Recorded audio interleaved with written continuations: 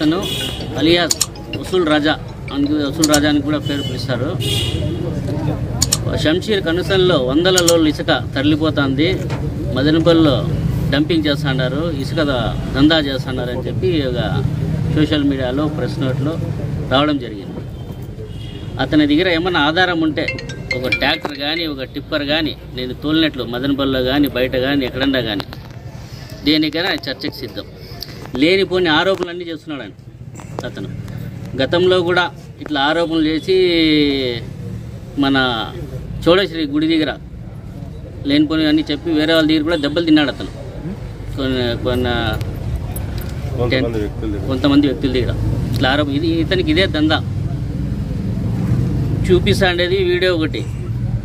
దాంట్లో ఇన్ని వందల లోళ్ళు మేము ఇసుక తోలుతా అంటే మదనపల్లిలో నా బండ్లు తప్ప ఇంక వేరే బండ్లు ఏమి తిరగ మదనపల్లిలో నేను 100 లోళ్ళు ఇసుక తోలుతా అంటే ఇదేం వైసీపీ గవర్నమెంట్ కాదు, గమ్మునుండిపోయి టీడీపీ గవర్నమెంట్ ఇది. ఎవరు ఏమి తప్పు చేసినా బాబు గారు వదిలే ప్రసక్తి లేదు. 100 లోళ్ళు అంటే చెప్పేదానికి కూడా కొంచెం ఇది ఉండాలా, ఆలోచించి చెప్పాలా. నోరుంది కదా అని చెప్పి ఏటకంటే ఆడికి చెప్పేసేది కాదు, నిరూపించల్లా.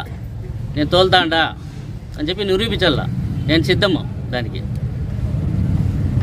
ఇట్లే ఇతను జేసీబీలు ఉండే వాళ్ళ దగ్గర పోయేది, ఇటాచీ ఉండే వాళ్ళ దగ్గర పోయేది మామూలు. ఏమంటే ఫంక్షన్లు చేయాలా, ప్రోగ్రామ్ చేయాలా, మీటింగ్ చేయాలా అని చాలా ఆరోపణలు ఉన్నాయి అతని పైన. లేనిపోని ఆరోపణలన్నీ చేస్తున్నాడు అతను. ఏమన్నా ఆధారాలు ఉంటే అది తీసుకొని వస్తే నేను దానికి సిద్ధమని చెప్పి తెలియజేస్తున్నాను. 10 days బ్యాక్ కూడా మా ఆర్జీ అన్న మీద కూడా ఆయన భూమిలో ఆయన ఇసుక తీసుకొని ఇల్లు కట్టుకునేకపోతే ఆయన మీద కూడా ఆరోపణలు చేస్తున్నారు. ఇసుక అమ్ముతున్నారు, అది అమ్ముతున్నారు అని చెప్పి సోషల్ మీడియాలో పెట్టి అతనికి బ్యాడ్ నేమ్ తెచ్చి అతను వివరించుకున్నాడు మా అన్నగారు. అక్కడ ఆయన ఇల్లు కట్టేదాన్ని పోయి ఆ వీడియో చూపించి అది చేస్తే అంతవరకు వేధిస్తున్నారు. దీని వెనక ఈయన ఎవరెవరితో మాట్లాడుతున్నారో, ఈయనకి ఎవరెవరు ఫోన్ చేస్తున్నారు, ఆ కాల్ లిస్ట్ అంతా తీపిస్తాను. ఇతనికి వేరే వాళ్ళు వెనకాల నుండి ప్రోత్సహించి మాట్లాడిస్తున్నారు, అది మాకు తెలుసు. దగ్గరలో అది బయట పెడతానని చెప్పి తెలియజేస్తున్నాను. చంద్రబాబు నాయుడు గారు ముఖ్యమంత్రి అయిన తర్వాత తీసుకున్నటువంటి నిర్ణయంలో ఇసుక ఉచిత పాలసీ ప్రవేశపెట్టడం జరిగింది. ప్రజలకు అందుబాటులో ఉండాలా, ఇసుక విధానాన్ని సులభతరం చేసి భవన నిర్మాణ కార్మికులకు కొంత ఎక్కువ మేర ఉపయోగపడే విధంగా ఇసుక పాలసీ ఉండాలనే ఉద్దేశంతో ఇసుకను ఉచితం చేయడం జరిగింది. గతంలో వైసీపీ ప్రభుత్వం అధికారంలో ఉండగా ఇసుక కేవలం కొద్దిమంది వ్యక్తుల చేతిలో, ముఖ్యంగా చిత్తూరు జిల్లాలో పెద్దిరెడ్డి కుటుంబం చేతిలో ఇసుకను మాఫియాగా చేసి మొత్తం పిఎల్ఆర్ బండ్లు, పిఎల్ఆర్ టిప్పర్లే పరిగెత్తినాయి. లేదంటే వాళ్ళు ఎవరికైనా సబ్లీజ్కి ఇస్తే వాళ్ళ బండ్లు పరిగెత్తినాయి. ఈరోజు షంషీర్ గారి మీద చేసినటువంటి ఆరోపణలను తీవ్రంగా ఖండిస్తున్నాం. ఈరోజు పరిగెత్తున్న టిప్పర్లు గతంలో ఏవైతే వైసీపీ ప్రభుత్వంలో పరిగెత్తాయో ఆ టిప్పర్లు పరిగెత్తున్నాయి.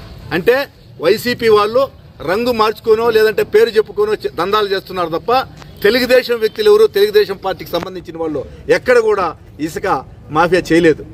ఇంకా ఇసుక ఫ్రీ చేసినప్పుడు ట్రాక్టర్లు, చిన్న సన్నకారు రైతులకు సంబంధించిన పల్లెల్లో ఉండేటువంటి రైతులు చిన్న చిన్న ట్రాక్టర్లతో ఆ వంకల్లో, వాగుల్లో ఇసుకను తీసుకొచ్చి ఇక్కడ మదనపల్లి టౌన్లో ఇక్కడ అమ్ముకుంటా ఉన్నారు. ఎందుకంటే అవసరం, ఇసుక భవన నిర్మాణానికి అవసరం. అందరూ ట్రాక్టర్లు తోలినప్పుడు డిమాండ్ తగ్గుతుంది. ముఖ్యంగా మన మదనపల్లి ప్రాంతంలో రీచ్ లేదు. రీచ్ లేనందువలన తప్పని పరిస్థితుల్లో ట్రాక్టర్ల మీద ఆధారపడాల్సి వస్తూ ఉంది. వీళ్ళు చేసే దందాలు, దీని కార్యక్రమాల వలన, ఈ బ్లాక్ మెయిల్కి పాల్పడే కార్యక్రమాల వలన ఈరోజు ట్రాక్టర్ల వాళ్ళు పొట్టగొడుతున్నారు. పోలీసులు, రెవెన్యూ వాళ్ళు మొత్తం ట్రాక్టర్లన్నింటినీ బంద్ చేస్తున్నారు. వీళ్ళేమి ఒక రకమైన బ్లాక్ మెయిల్, 4 పోస్టర్లు వేసుకుంటారు టౌన్లో, పెద్ద పార్టీ లీడర్లు అని చెప్పుకుంటారు.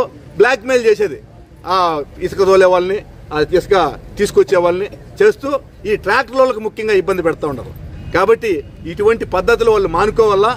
ఇసుక అనేది ట్రాక్టర్లతో వచ్చినప్పుడు దాని రేటు తగ్గుతుంది, భవన నిర్మాణ రంగం పుంజుకుంటుంది, వేగం పుంజుకుంటుంది. కాబట్టి వీళ్ళు కూడా ఎవరైతే ఆరోపణలు చేస్తున్నారో వాళ్ళు, మీరు ఆరోపణలు చేసేటప్పుడు ఎవరికి దాని మీద ఎఫెక్ట్ పడుతుందో ఆలోచన చేసి మీరు ఆరోపణలు చేయాలి తప్ప ఏదంటే అది ఆరోపణలు చేసి అందరినీ టైట్ చేస్తే ఇసుక రాకపోతే ఎవరికి ఇబ్బంది? ఇట్లా ట్రాక్టర్ వాళ్ళకి ఇబ్బంది, ఇట్లా భవన నిర్మాణ కార్మికులకి ఇబ్బంది, రేటు పెరుగుతుంది. వీటన్నింటినీ దృష్టిలో పెట్టుకుని ఆరోపణ చేయాలా, ఎట్లంటే అట్లా ఆరోపణ చేయొద్దు అని చెప్పి నేను మనవి చేస్తాను.